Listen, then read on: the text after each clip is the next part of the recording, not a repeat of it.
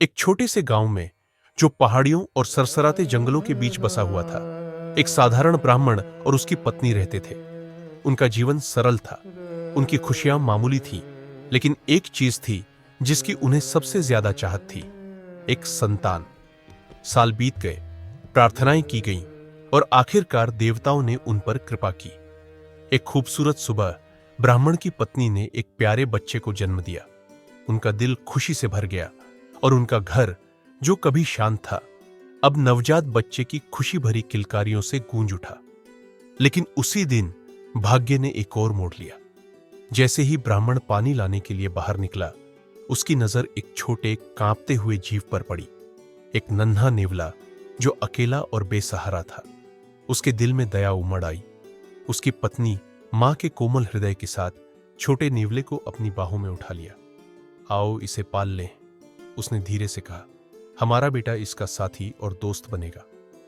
और इस तरह एक ही छत के नीचे बच्चा और नेवला एक साथ बड़े हुए।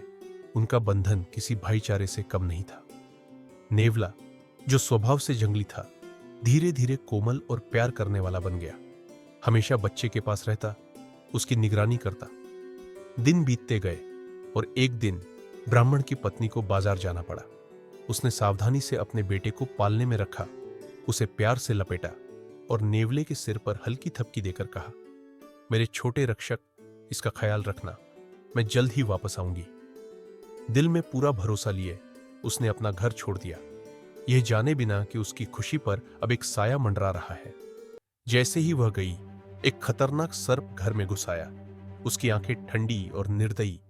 वह धीरे धीरे पालने के पास आया, जहां बच्चा चैन से सो रहा था, खतरे से अनजान। लेकिन नेवले ने, जो हमेशा सतर्क रहता था, खतरे को भांप लिया। बिना एक पल गंवाए उसने सांप और बच्चे के बीच छलांग लगा दी, अपने भाई की रक्षा के लिए तैयार। एक संघर्ष छिड़ गया, जीवन और मृत्यु का संघर्ष। सांप फुफकारता और हमला करता, लेकिन नेवला तेज और दृढ़ था। आखिरी तेज काट के साथ नेवले ने सांप को मार डाला। खतरा टल गया, बच्चा सुरक्षित था, लेकिन नेवला थका हुआ था और उसके मुंह पर सांप का खून लगा हुआ था। तभी ब्राह्मण की पत्नी घर लौटी। जैसे ही उसने देखा कि नेवला दरवाजे पर खड़ा है और उसके मुंह पर खून लगा हुआ है, उसके दिल में डर और घबराहट समा गई। नहीं नहीं, वह हड़बड़ाई। उसका दिमाग सबसे बुरी बात सोचने लगा। बिना सोचे समझे, बिना रुके, उसने पास पड़ी एक भारी लाठी उठाई।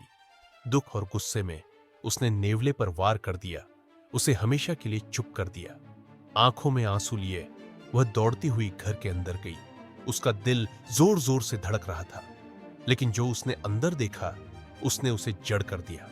वहां पालने में उसका बेटा सुरक्षित और चैन से सो रहा था, और पालने के पास सांप का मृत शरीर पड़ा था, खून से लथपथ। सच्चाई ने उसे बिजली की तरह झकझोर दिया। नेवले ने उसके बच्चे को नुकसान नहीं पहुंचाया था, उसने उसे बचाया था। उसके मुंह पर लगा खून उसके बच्चे का नहीं, बल्कि सांप का था। वफादार प्राणी ने उसके बेटे की रक्षा के लिए लड़ाई की थी, और उसने उसे जल्दबाजी में मार डाला था। वह बाहर लौट आई। उसके हाथ कांप रहे थे, उसकी सांसें तेज चल रही थी। वहां जमीन पर नेवला पड़ा था, उसका शरीर निश्चल और मृत। उसका कर्तव्य पूरा हो चुका था, लेकिन एक दुखद कीमत पर। आंसू उसकी आंखों से बहने लगे और वो घुटनों के बल गिर पड़ी। मैंने क्या किया? उसने कांपते हुए कहा। उसका गला पछतावे से भर गया।